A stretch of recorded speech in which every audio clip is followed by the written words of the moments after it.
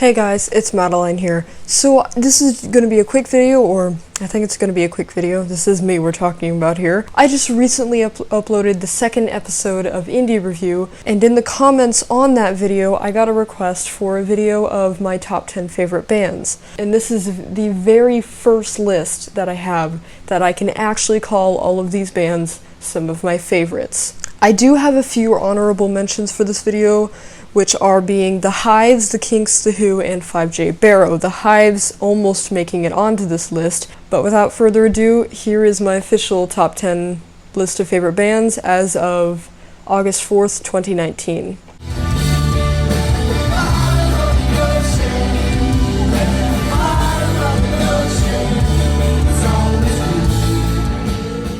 And for number 10, I have put down Portugal the Man. What I like about the band is that they're electronic, but they make the electronic sound in a way that it's still enjoyable. It's not annoying, it's not really watered down electronic music that you see nowadays. It's not EDM, it's music, and they use the synthesizers and the electronic elements to put out what they wanted to the world. My favorite song, of course, is Waves, where I think they're talking about the political system. You can't fight a war with nobody to fight with, and I love the rhetorical effect of how the music at the beginning feels kind of like an ocean and being lost out at sea, kind of swaying back and forth, waiting for someone to save you.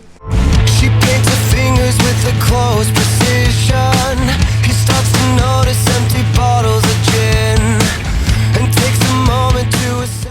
At number 9, we have Panic at the Disco. I love Fever You Can't Sweat Out. To Death of the Bachelor, about half of it was okay, and then Pray for the Wicked was absolutely trash. And you can't deny how good of a vocalist that Brendon Urie is. If I were to be honest, Brendon Urie probably has to be one of my favorite vocalists, despite the fact that I don't like his ego, and no matter your opinion of Brendon Urie as a person, he still did write very good songs in his career. My favorite song from Panic at the Disco would probably have to be Nails for Breakfast, Tacks for Snacks. I love how he uses the auto-tune, yet he uses it in a way that's hard to recognize sometimes. I like the lyrics, especially. The message is something that I can relate to. I think as of late, though, I've been really getting into some of the songs from Pretty Odd, obviously, which is their best album. Everything I ever learned comes knocking at my head. Watching those way too much is not enough. At number 8, we have Kaiser Chiefs. They kind of died the moment they decided, let's try writing dance music. Employment to Education, Education, and More. Education, Education, and More. Sometimes I'd like to call it my favorite album, even though Yours Truly, Angry Mob still has to take that title. They capture the English charm of music that has a lot of other of my favorite British bands. Kaiser Chiefs used to be one of my favorite bands of all time, occupying this third slot. However, as of Duck coming out, I have totally fallen out of love with this band, and I don't think I'm going to follow them anymore. However, there are still those really great hits, like obviously there's Ruby off of their second album, but I also love the other ones that don't get a lot of love. My favorite song would have to be The Factory Gates off Education, Education, and War. Retirement, Heat Dies Down. Song titles are just slipping my mind today. And if a double-decker bus crashes into us. At number 7, we have another British band, The Smiths. This is probably one of the only 80s bands that I enjoy. Remember when I said that Brendon Urie is one of my favorite vocalists of all time? Morrissey is my number 1 favorite vocalist of all time. He has an absolutely amazing voice. I love his solo work as well, my favorite being like Spent the Day in Bed, Queen is Dead, my absolute favorite being There's a Light That Never Goes Out. There's also Sheila, Take a Bow, Heaven Knows I'm Miserable Now, and I could just go on and name so many more. His voice is amazing, and it kind of still captures the 60s while still bringing in some of the 80s like I mentioned earlier. The sound of the Smiths, I would say, on all their albums are kind of simulating the sound of when you're in the concert and listening to them. It doesn't feel processed at all, and I like that sound that comes off a bit. It is a little hard to get used to as you first listen to it, but once you do get used to it and you start listening to it more, it comes a bit desirable, and I really wish they had made more songs. You can drive all night looking for the answers in the pouring rain. At number 6, and this may come as a shock to people who have been following me for a long time, we have Cage the Elephant. Now, Cage the Elephant was my favorite band for a really long time, and they are the band that got me into music in the first place. They are tied to a big trial that happened in my life, and after listening to them on repeat for so long, I started to get into a phase where I started to really hate them. Shake Me Down was the first song that I really loved by this band. Thank You Happy Birthday gets a bad rap with pretty much everyone who's a fan of this band or a critic of this band, but you gotta give it to them that Thank You Happy Birthday, that is what Cage is. Cage is the unexpected. They bring in these weird ideas that wouldn't normally be good, and sometimes it doesn't work out well, like with Indie Kids, but other times it works out amazing, like obviously Shake Me Down, Always Something, Around My Head even. Nowadays, I do have to say my favorite song would be Cigarette Daydreams, even though I still stand by my judgment and my score of what I gave Social Cues as a critic. In my personal opinion, I think Social Cues probably was one of my favorite albums that they did do.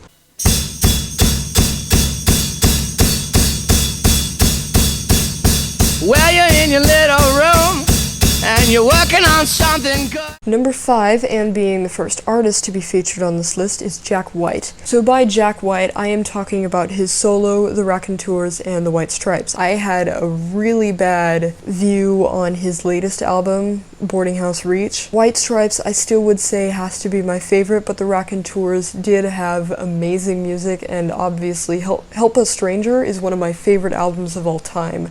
I should probably make another video about that, put that in the comments if you want it.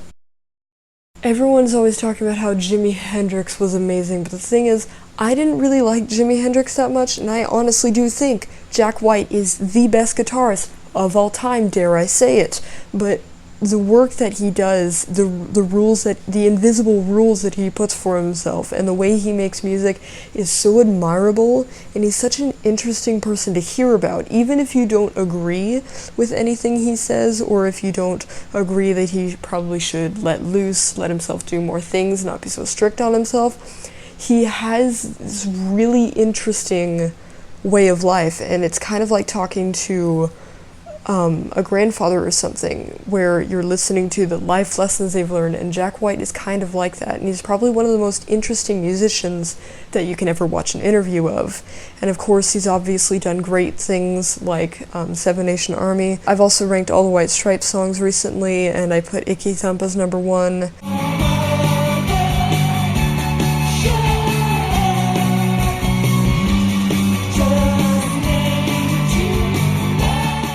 At number 4, we have Arcade Fire. Come to think of it, every single band on this list, except for the first, I had a really bad view on it when I first listened to it, so that's probably not even worth saying at this point. It's not that I think instrumental music is terrible, and I think the vocals and the instrumentals have to work together to make a good song, but I thought that the vocals kind of blended into the background, and it was too airy, and I just wasn't really a huge fan of it. But then I kind of forced myself to like Arcade Fire actually, but once I started forcing myself to like it, that's when I started getting hooked on it. With Arcade Fire, it's not just the vocalist that I'm focusing on. For once, it's like the guitars and the other instruments in Arcade Fire have their own voice. Definitely my favorite song is Laika, Neighborhood Number 2, which is another very underrated song. Obviously, The Suburbs is amazing, but also some of the ones from Reflector, like Joan of Arc, would probably be my favorite off of that record. And Neon Bible kind of has some humorous nostalgia to me.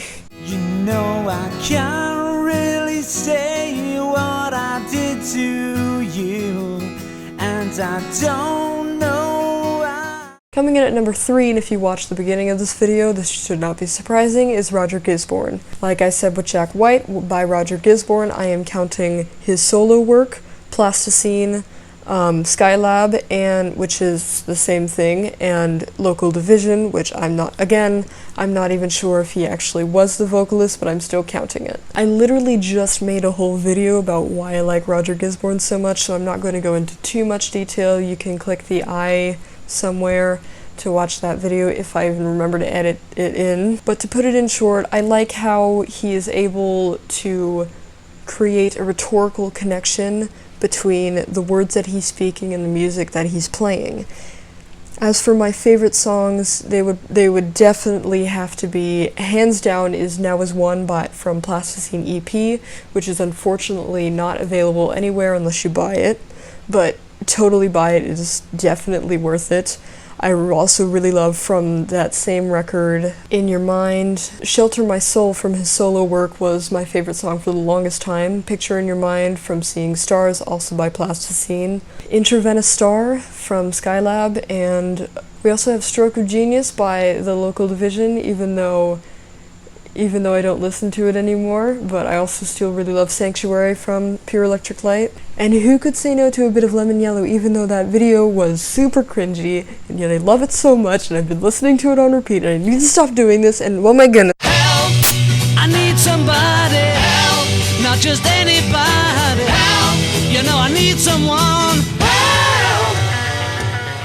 Really, at this point, you shouldn't be surprised by any of these bands, but coming in at number 2, I have the Beatles. Do I even need to explain this one? The Beatles was the topic for my junior thesis in high school. You can also watch that video, I'll put it in the eye somewhere. The Beatles were the greatest band of all time. Don't try and argue with me about that. And even when I think about it now, I don't even know how to explain it. Why do I like the Beatles so much? What is so great about the Beatles? I guess it's just the fact that they were able to do their own thing and they didn't really have anyone else holding sway over them.